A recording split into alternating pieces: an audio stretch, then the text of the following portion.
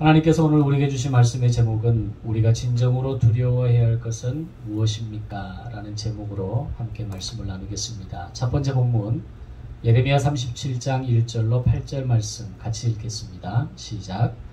요시야의 아들 시드기야가 여호야김의 아들 고니야의 뒤를 이어 왕이 되었으니 이는 바벨론의 느부갓네살 왕이 그를 유다 땅의 왕으로 삼음이었더라. 그와 그의 신하와 그의 땅 백성이 여호와께서 선지자 예레미야에게 하신 말씀을 듣지 아니하니라. 시드기야 왕이 셀레마의 아들 여후갈과 마아세야의 아들 제사장 스바냐를 선지자 예레미야에게 보내 청하되 너는 우리를 위하여 우리 하나님 여호와께 기도하라 하였으니 그때에 예레미야가 갇히지 아니하였으므로 백성 가운데 출입하는 중이었더라. 바로의 군대가 애굽에서 나오매 예루살렘을 에워쌌던 갈대아인이 그 소문을 듣고 예루살렘에서 떠났더라. 여호와의 말씀이 선지자 예레미야에게 임하여 이르시되 이스라엘의 하나님 여호와께서 이와 같이 말씀하시니라. 너희를 보내어 내게 구하게 한 유다의 왕에게 아뢰라. 너희를 도우려고 나왔던 바로의 군대는 자기 땅 애굽으로 돌아가겠고 갈대아인이 다시 와서 이 성을 쳐서 빼앗아 불사르리라. 아멘. 두 번째 본문 예레미야 38장 1절로 6절 말씀 시작. mat단의 아들 스바랴와 바수울의 아들 그다랴와 셀레마의 아들 유갈과 말기의 아들 바수울이 예레미야가 모든 백성에게 이르는 말을 들은즉 이르기를 여호와께서 이와 같이 말씀하시되 이 성에 머무는 자는 칼과 기근과 전염병에 죽으리라. 그러나 갈대아인에게 항복하는 자는 살리니 그는 노량물을 얻음같이 자기의 목숨을 건지리라. 여호와께서 이와 같이 말씀하시니라. 이 성이 반드시 바벨론의 왕의 군대의 손에 넘어가리니 그가 차지하리라 하셨다 하는지라. 이에 그 고관들이 왕께 아뢰되 이 사람이 백성의 평안을 구하지 아니하고 재난을 구하오니 청하건대 이 사람을 죽이소서. 그가 이같이 말하여 이 성에 남은 군사의 손과 모든 백성의 손을 약하게 하나이다. 시드기야 왕이 이르되 보라 그가 너희 손 안에 있느니라. 왕은 조금도 너희를 거스를 수 없느니라 하는지라. 그들이 예레미야를 끌어다가 감옥들에 있는 왕의 아들 말기야의 구덩이에 던져 넣을 때에 예레미야를 줄로 달아내렸는데 그 구덩이에는 물이 없고 진창뿐이므로 예레미야가 진창 속에 빠졌더라. 아멘. 오늘 본문의 배경이 되는 시기는 바벨론의 침략으로 인해서 남유다 백성이 1차, 2차에 걸쳐 바벨론으로 포로로 끌려가게 됩니다. 그리고 마지막 3차 바벨론의 공격이 시작되면서 예루살렘 성이 바벨론 군대에 의해서 완전히 포위된 상태에서 약 1년 6개월의 시간이 지나가고 있는 시점입니다. 이런 상황에서 지금까지 바벨론의 침략과 이스라엘의 멸망을 예언했던 예레미야 선지자에게 시드기야 왕이 신하들을 보내서 앞으로 우리에게 다가올 일이 어떻게 될 것인지를 묻는 내용으로 오늘 본문은 진행됩니다. 이에 대한 예레미야 선지자의 대답은 이전에 지금까지 남유다를 향해서 하나님의 말씀을 전했던 그 메시지와 동일하게 예루살렘의 멸망을 단호하게 선언합니다. 이때 예레미야의 나이가 약 30대의 나이에 들어선 무렵입니다. 20대의 하나님의 부르심을 통해서 남유다의 멸망을 예언했던 청년 선지자가 30대의 나이에 들어서면서 물 한 모금 빵 한 조각도 먹을 수 없을 정도의 그 고통스러운 상황을 맞이하는 이런 상황들이 계속되어지는 가운데에서도 한치의 물러섬도 없이 남유다에 대한 하나님의 멸망의 메시지를 선포하고 있었던 것입니다. 바로 이 시기에 남유다의 마지막 직전, 멸망 직전 마지막 왕이 바로 시드기야 왕인데, 시드기야는 자신의 조카였던 남유다의 19대 왕 여호야긴이 바벨론의 2차 포로로 끌려가면서 바벨론 느부갓네살이 세운 허수아비 왕으로 남유다의 20번째 왕이자 남유다의 마지막 왕이었습니다. 시드기야의 원래 이름은 마따니아라는 이름이고 바벨론의 느부갓네살 왕이 이 이름을 느부갓네살 바벨론식으로 바꾸어서 시드기야라는 이름으로 고쳐 부르게 됩니다. 그러면서 남유다의 허수아비 왕으로 세워져서 왕위에 오르게 되는데 남유다 백성들의 눈에는 자신들의 왕은 여호야긴 왕이라는 생각이 여전히 남아 있었습니다. 그리고 바벨론에 의해서 허수아비 왕으로 세워진 이 시드기야 왕을 왕으로 인정해주지 않았기 때문에 바로 그런 분위기에서 시드기야의 왕의 입지는 매우 어려운 상황이 펼쳐지고 있는 가운데였습니다.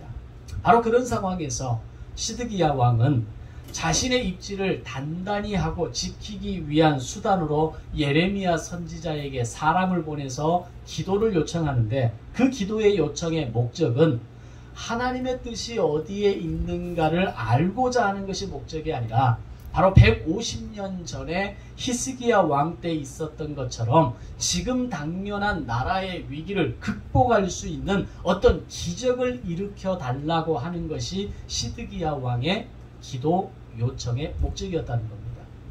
150년 전에 있었던 일을 혹시 기억나십니까?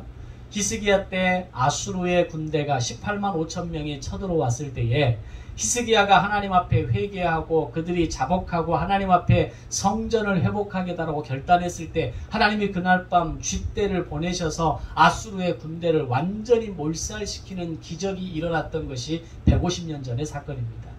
바로 오늘 시드기야는 그때 있었던 그 기적이 히스기야가 이사야 선지자를 통해서 그런 기적이 일어나게 되었던 것을 보게 되면서 바로 지금 바벨론의 위기 가운데에서 예레미야를 통해서 기적이 일어나기를 소망하는 시드기야 왕의 마음이었다라는 겁니다.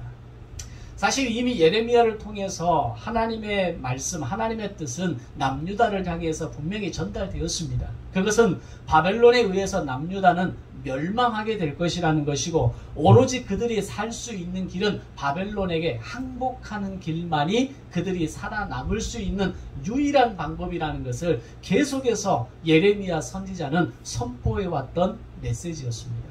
그런데 시드기야 왕은 이미 예레미야를 통해 말씀하셨던 멸망과 항복에 대한 메시지를 들었음에도 불구하고 지금까지 들은 말에는 아무런 관심이 없었고 오로지 150년 전에 있었던 그 사건처럼 그 기적의 사건이 바로 지금 우리에게 일어나서 하룻밤 사이에 이 예루살렘 성을 포위하고 있는 바벨론의 군대를 물리쳐 달라는 것이 그의 유일한 소망이었다라는 겁니다. 그러면서도 고질적인 남유다 왕들의 습관처럼 이 시드기야 왕 역시도 누구에게 도움을 청하고 있었냐면 애굽의 바로에게 도움을 청하고 있었던 겁니다. 즉 예레미야에게 사람을 보내서 히스기야 왕 때 있었던 기적이 일어나기를 바라는 기도를 드려달라고 요청하면서 동시에 애굽을 바라보고서는 애굽의 바로 왕이 우리를 도와서 지금의 이 위기를 극복하게 해달라는 요청을 함께하고 있다라는 겁니다. 사실 과거에 자기의 조상들을 400년 노예 생활을 부려왔던 그 역사만 봐도 그들이 이런 생각을 한다는 것은 사실 있을 수 없는 일입니다. 정말 부끄러운 일 아닙니까? 우리 조상들을 400년 노예 생활을 시키고 그 고통의 시간을 가졌던 그 애국을 향해서 다시 우리를 구원해 달라고 이 위기에서 건져 달라고 표현한다는 자체가 사실 이해가 되지 않는다는 겁니다. 그럼에도 불구하고 남유다의 왕들은 위기가 있을 때마다 애굽에게 구원의 손길을 내밀었다라고 하는 것은 그들에게 여전히 남아있는 뿌리 깊은 노예 근성이 아직도 남아있다라는 것을 보여주고 있는 겁니다. 그리고 또 한편으로는 애굽이 그렇게 하나님의 역사, 6월절의 역사와 그리고 홍해의 그 강에서 장자와 차자가 다 몰살을 당하면서 제국으로서의 어떤 기회를 완전히 잃어버렸음에도 불구하고 애굽에 대한 강국에 대한 기대감을 여전히 가지고 있었다는 겁니다. 물론 지난 몇백 년의 시간을 통해서 애굽이 다시 힘을 모으긴 했겠지만 그러나 이미 제국으로서의 힘은 잃어버린 나라입니다. 이미 아수르와 바벨론 제국에 의해서 그 기선을 제압당한 나라가 애굽 아닙니까? 근데 그 애굽을 향해서 우리를 도와달라고, 하나님을 향해서 우리를 도와주시기를 원하고 우리가 회개하고 자복함으로 다시 하나님의 은혜를 입기를 원합니다라고 부르짖어도 부족할 판에 하나님께는 도움을 요청하는 액션은 취하면서도 다른 쪽으로는 애굽에게 도움을 요청하고 있는 이런 모습을 가지고 있다라는 겁니다.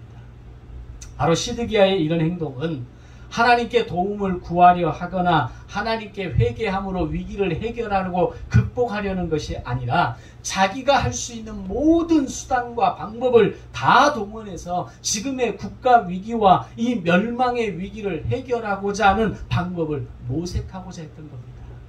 어쩌면 이것이 오늘 우리의 인생을 살아가는 모습과 비슷하지 않습니까? 내 인생에 문제가 다가오고 어려움이 다가오고 고난이 다가오고 광야가 배열될 때 우리는 하나님께 기도하기는 합니다. 하나님, 지금의 이 상황에서 나를 건져주시기를 바라는 어떤 그 기도를 우리가 마치 주문처럼 외우기는 합니다.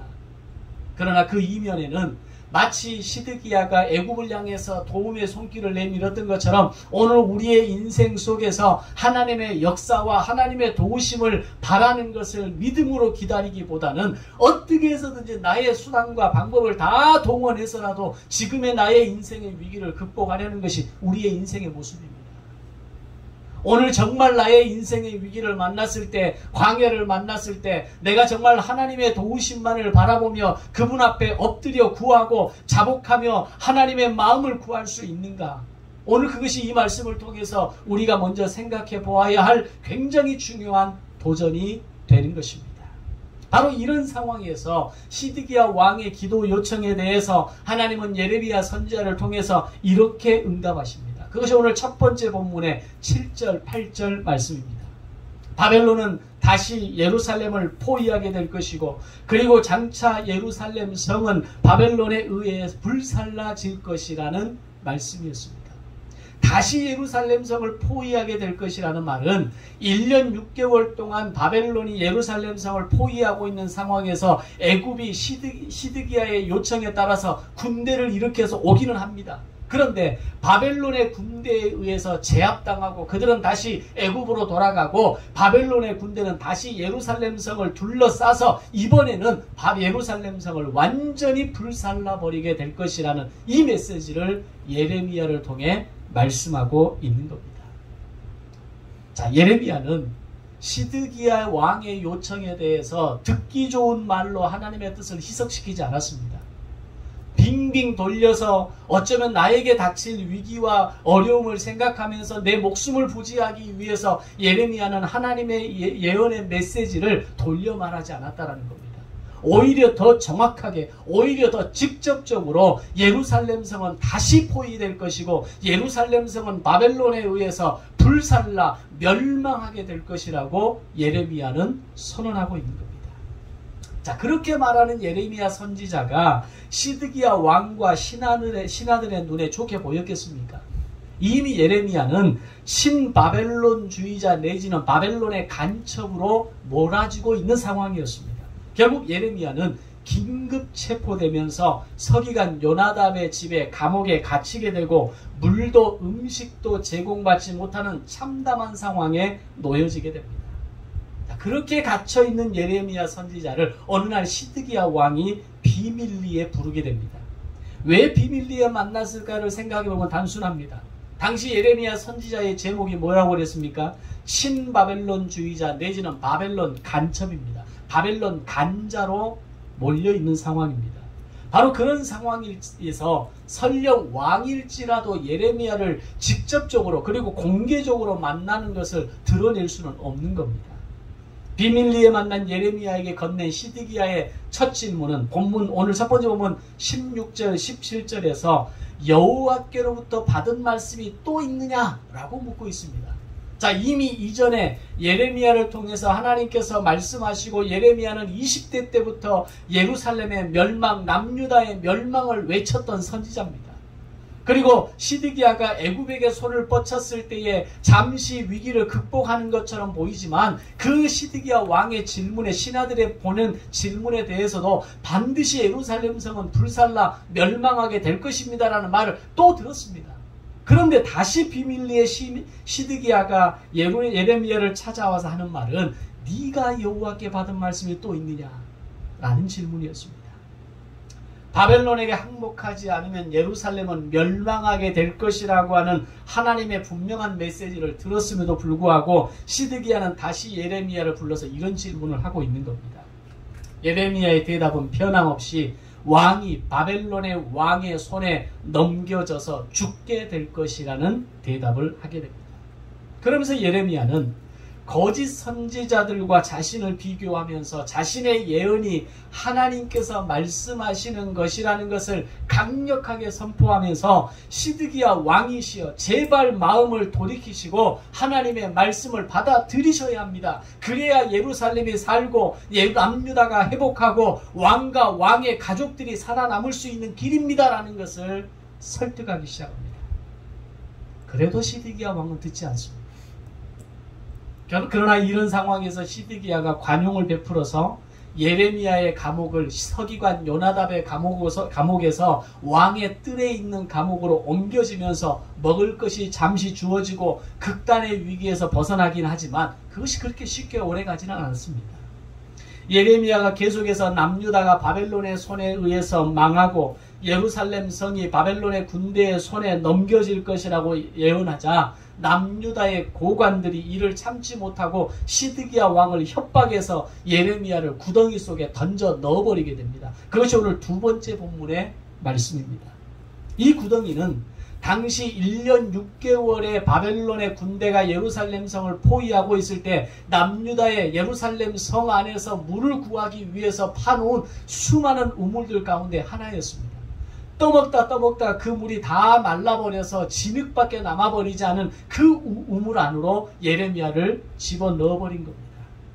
그런 예레미야를 구해낸 사람이 구스 출신의 왕궁 내신 에벳멜렉이었다라고 성경은 이야기합니다. 결국 에벳멜렉의 충언으로 예레미야 선지자는 목숨을 건질 수 있었고 예레미야는 다시 시위대 뜰로 옮겨지게 되는데 여기서 이제 그 유명한 이야기가 나옵니다. 예레미야가 자기 고향 아나돗의 땅을 자기 조카 하나멜에게서 사들이는 이야기가 나오게 되는데 이 이야기는 다음 기회에 좀 더 말씀을 나누도록 하겠습니다. 한 가지 중요한 사실은 이런 상황에서 예레미야가 자신의 조카 하나멜에게서 고향 땅 아나돗의 그 땅을 샀다라는 게 이해가 되지 않는다라는 겁니다. 지금의 상황은 개인적으로든 국가적으로든 땅을 살 수 있는 그런 형편과 상황이 아니기 때문입니다. 우리가 경제가 어려워지고 상황이 어려워지면 우리의 몸과 우리의 어떤 상황들이 굉장히 움츠러들게 되어 있지 않습니까? 가능하면 우리의 운신의 폭을 줄이는 것이 당연한 겁니다. 지금은 전쟁 중이고 1년 6개월의 바벨론의 군대가 예루살렘 성을 포위하고 있는 상황에서 이런 상황에서 땅을 산다는 게 이해가 되지 않는 거죠. 더군다나 지금 전후 문맥을 제가 말씀드리는 이 상황을 생각해 보면 더더욱 이해가 되지 않을 겁니다. 이 부분에 대한 이야기는 다른 설교에서 함께 나누도록 하겠습니다. 다시 본문으로 돌아와서 예레미야 선지자가 구덩이에서 나와서 다시 시위대 뜰에 머물게 되었을 때 시드기야 왕이 두 번째 예레미야 선지자와의 비밀 만남을 요청하게 됩니다. 그리고 이 두 번째 비밀 만남에서도 시드기야의 질문과 관심은 하나님의 뜻이 뭐냐라는 겁니다. 굉장히 답답하지 않습니까? 예레미야를 통해서 하나님께서 그렇게 분명하게 예루살렘의 멸망을 이야기했음에도 불구하고 시드기야가 예레미야에게 요청한 것은 하나님의 기적이 일어날 수 있도록 요청하는 그 기적을 이어서 계속해서 물어보는 것은 하나님의 뜻이 뭐냐라는 겁니다. 예레미야는 예루살렘은 멸망하게 될 것이고 성전은 불탈 것이며 왕은 죽게 될 것이라고 하는 메시지를 그렇게 반복적으로 들었음에도 불구하고 또 하나님의 뜻이 뭐냐라고 묻는 겁니다. 이게 무슨 의미일까요? 시드기야는 정말 하나님의 말씀에 대해서는 귀 기울이려 하는 자세가 없었다는 겁니다. 자기가 듣고 싶은 말만 듣기를 원했고 자기가 알고 싶은 것만 알기를 원했고 자기가 들으려 하는 이야기만을 예레미야의 입에서 해주기를 바랬던 겁니다. 하나님의 말씀을 이미 알고 있고 하나님의 말씀이 어떻게 오늘 이 시대와 오늘 우리 남유다를 향해서 무엇을 말씀하시는지를 이미 들었음에도 불구하고 시드기야는 집요하게 끝까지 예레미야에게 물고 늘어지는 모습을 볼 수가 있는 겁니다. 이것은 어쩌면 오늘 우리의 신앙의 모습을 그대로 반영해 주는 것과 같습니다. 하나님이 나에게 무엇을 요구하시는지, 나에게 무엇을 말씀하시는지, 나에게 어떤 것을 기대하시는지 알면도 불구하고 우리는 계속해서 하나님의 뜻이 무엇입니까? 오늘 나의 인생을 향한, 나의 삶을 향한, 나의 지금 이 시간을 향한 하나님의 뜻은 무엇입니까? 제발 나에게 말씀해 주십시오라고 우리는 반복해서 묻고 있다는 겁니다. 지금까지 하나님께서 나에게 말씀하신 것에 대해서는 중요하지 않습니다. 지금까지 하나님께서 나에게 들려주신 어떤 메시지에 대해서는 그것이 나에게 관심의 영역이 아닙니다. 왜냐하면 내가 듣고 싶은 말이 아니기 때문입니다. 내가 기다리던 말이 아니기 때문입니다. 하나님은 나에게 회개를 요구하시고, 하나님은 나에게 순종을 요구하시고, 하나님은 나에게 당신의 뜻에 대해서 믿고 따라오기를 원하는 믿음을 요구하고 계시는데, 우리는 여전히 기적을 원하고, 우리는 여전히 내가 듣기를 원하는 어떤 나의 기도의 제목에 대한 구체적인 응답만을 기다리고 있는 모습이 바로 오늘 시드기야와 나의 모습과 일치하고 있다는 겁니다. 이번에도 예레미야 선지자는 시드기야 왕에게 간절한 항복을 설득하는데, 그것이 오늘 두 번째 본문 17절 18절의 말씀입니다. 만일 바벨론의 왕의 고관들에게 항복하면 당신의 생명이 살겠고 이 성이 불살라지지 않을 것이며 너와 내 가족이 살 수 있다라는 것과, 만약 바벨론의 왕과 고관들이 항복하지 않으면 이 성이 바벨론에게 넘어가게 될 것이고 예루살렘 성은 불타게 될 것이며 너와 네 자녀들은 살아남지 못하게 될 것이라는 최후 통첩이었습니다. 시드기야가 두 차례에 걸쳐서 예레미야에게 계속해서 던진 질문은 하나님의 뜻이 무엇이냐, 또다시 너에게 말씀하신 것이 있느냐 라고 하는 질문들이었습니다. 이것은 전혀 새로운 이야기가 아니라 지금까지 예레미야가 남유다를 향해 전달했던 동일한 메시지의 답이었던 겁니다. 그런 간절한 예레미야의 선포와 간절한 설득에도 불구하고 그는 지금까지 하나님의 뜻이 무엇인가에는 전혀 관심이 없었고 오직 자기가 듣고 싶은 이야기만을 들으려고 애를 썼다는 겁니다. 그런 시드기야의 바람에도 불구하고 예레미야 선지자의 자세는 분명했습니다. 사실 어쩌면 오늘 우리가 어떤 이런 고난과 어떤 역경과 하나님의 어떤 내가 사역을 감당하면서 사역자의 길을 걸어가면서 하나님의 사명을 감당하면서 이런 숱한 고난을 경험할 때에 어쩌면 한 번쯤은 좀 타협하고 싶을 때가 있지 않겠습니까? 예레미야가 지금 먹을 떡 한 덩이도 없이 감옥 생활을 하고 진창에 빠져서 죽을 위기에 빠져 있고 이런 시기를 경험하면서 다시 시드기야가 질문을 던졌을 때, 왕이시여, 어쩌면 하나님께서 우리에게 또 다른 기회를 주실지 모르겠습니다. 어쩌면 하나님께서 우리에게 기적을 베푸실지도 모르겠습니다. 이런 좀 돌아가는 이야기도 할 수 있지 않느냐라는 겁니다. 그런데 예레미야 선지자는 바벨론에게 항복해야만 백성도 살고 성전도 지킬 수 있고 당신도 살 수 있다는 얘기를 어김없이 반복적으로 이야기합니다. 여기서 우리가 분명하게 생각해 봐야 할 것은 오늘날 국가 조찬 기도회에 한국의 대형 교회 목회자들이 세워지고 대통령 취임식이나 국가 주요 행사에 교계 및 주요 종교 지도자들이 세워지지만 그들은 하나같이 그들이 듣기를 원하는 말들만 해주고 있다라고 하는 것입니다. 그것은 교회의 강단도 비슷합니다. 지금 우리를 향한, 교회를 향한, 인생을 향한 하나님의 뜻과 그 강력한 메시지는 관심이 없고 그런 무거운 이야기를 들으면 매우 불편하게 성도들은 생각하기 때문입니다. 목회자는 오로지 성도들에게 은혜의 메시지만 전달해야 되고 축복의 메시지만 전달해야 되고 위로의 메시지만 전달해야만 한다라고 생각합니다. 세상에서 지친 성도들의 마음을 조금이라도 불편하게 하거나 헌금에 대한 언급으로 저들의 마음이 돌아서지 않도록 해야 한다라고 이야기를 합니다. 실제로 강단의 이야기입니다. 제 친구가 순천의 한 교회에 청빙받아서 현재 목회를 하고 있는데, 목사님, 헌금에 대한 설교하지 마십시오. 성도들이 불편해하는 얘기하지 마십시오. 성도들이 지금 교회에 와서 필요로 하는 것은 목사님의 말씀을 통한 위로와 축복과 은혜의 메시지가 필요한 것이지 그들의 마음을 무겁게 돌아가게 해서는 안 됩니다. 그게 당의 요구입니다. 그 교회만 그러겠습니까? 한국교회의 수많은 강단들이 하나님께서 오늘 말씀을 통해서 우리에게 무엇을 말씀하시고 우리에게 어떤 인생의 결단을 요구하시고 우리에게 어떤 회개를 요구하시는가에 대해서는 말하기 어려운 강단의 현실이 지금 한국교회의 현실입니다. 시드기야와 그 신하와 백성들도 동일했고 오늘 이 시대를 살아가는 수많은 현대인 그리스도인들조차도 교회는 그저 편안하고 교회는 그저 행복하고 교회는 그저 위로와 은혜와 축복만 있어야 한다라고 착각하고 있는 겁니다.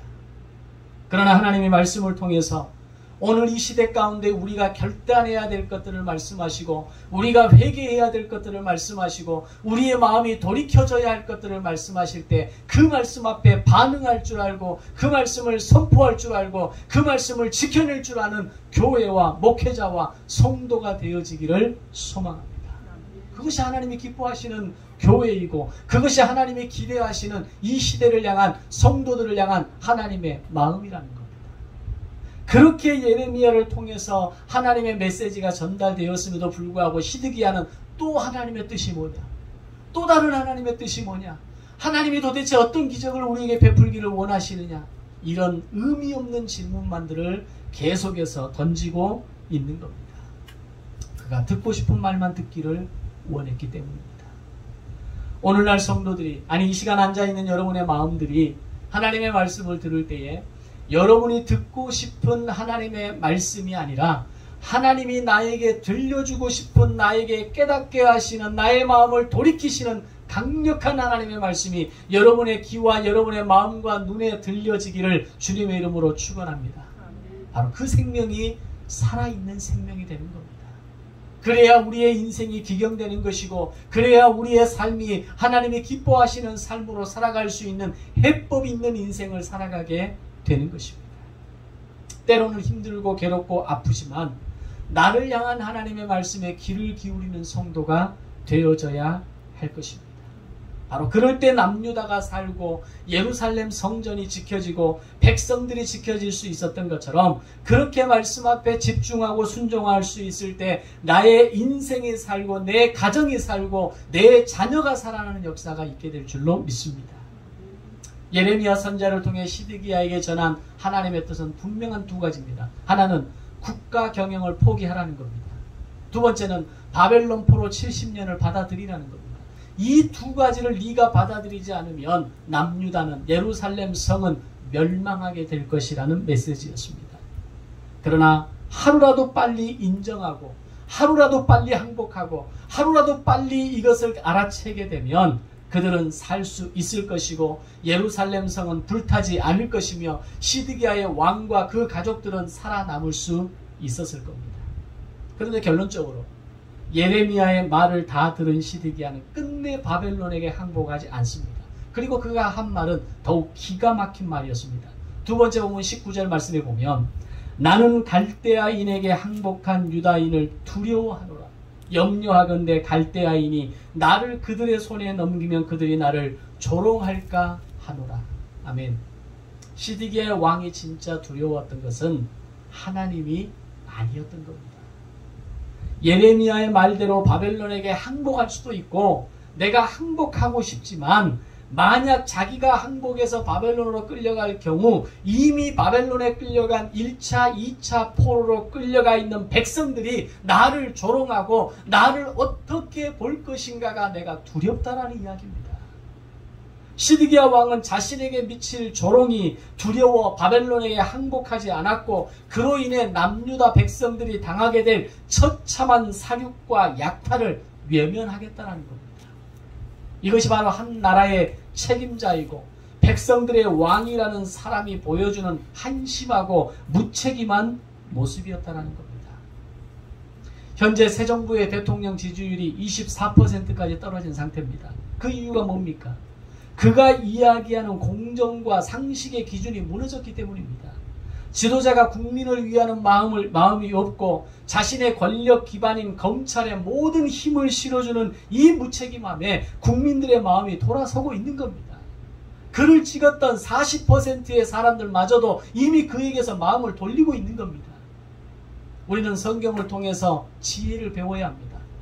지도자는 어떻게 세워져야 하는 것인지, 하나의 어떤 지도자의 책임과 역할을 맡은 사람이 하나님 앞에 어떤 자세를 가지고 살아야 하는지, 하나님의 말씀이 오늘 우리에게 들려질 때에 그 말씀 앞에 우리가 어떻게 반응해야 하는지 우리는 성경을 통해 배울 수 있어야 합니다.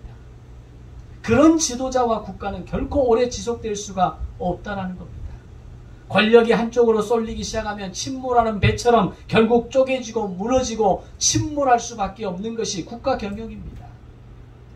오늘 시드기야는 하나님의 뜻과 말씀에 귀를 기울여야 했습니다. 그러나 시드기야는 하나님의 눈보다 사람들의 눈을 더 의식했고, 사람들의 눈을 더 두려워했고, 사람들의 평가를 더 두려워했다라고 하는 사실입니다. 오늘 우리가 진정으로 두려워하고 주목해야 할 것이 무엇인지를 우리는 깨달아야 합니다. 세상 사람들이 나를 어떻게 바라보고 나에게 무엇을 말하고 나를 어떻게 평가하느냐가 중요한 것이 아니라 하나님이 나에게 무엇을 말씀하시고 하나님이 나에게 기대하시는 것이 무엇인지를 관심을 가질 수 있는 오늘 영적인 안목과 우리의 인생의 바른 기준이 세워져야 한다는 것입니다. 이것을 놓치면 헷갈리는 인생이 되는 겁니다. 자신을 포함해서 많은 사람들이 다치게 되고 내가 속한 조직과 교회를 어렵게 만들 수 있는 사람이 될 수 있는 겁니다. 광주의 많은 교회들이 한 세대가 가고 새로운 세대가 세워지는 교회의 지도자가 바꿔지는 과정에서 어려운 일들이 숱하게 일어나고 있습니다. 교회는 나누어지고 찢겨지고 서로가 서로를 향해서 반목하고 서로에 대한 미움과 어떤 시기와 불편한 마음들이 난무하고 있습니다. 이유가 뭡니까? 지도자들이 제대로 서 있지 않기 때문에. 하나님께서 오늘 우리 교회를 향해서 말씀하시는 것이 무엇인지를 그들이 제대로 들으려 하지 않기 때문입니다. 오늘 지도자를 향한 하나님의 마음을 그들이 제대로 듣지 않기 때문입니다. 그러면 가정도 교회도 조직도 무너질 수밖에 없는 겁니다.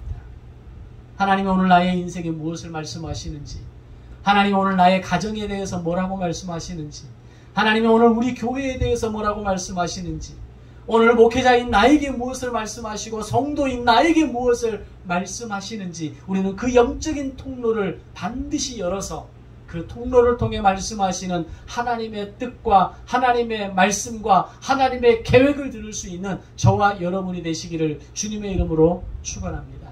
그러기 위해서 뭐가 있어야 되겠습니까? 말씀을 들을 수 있는 통로가 있어야죠.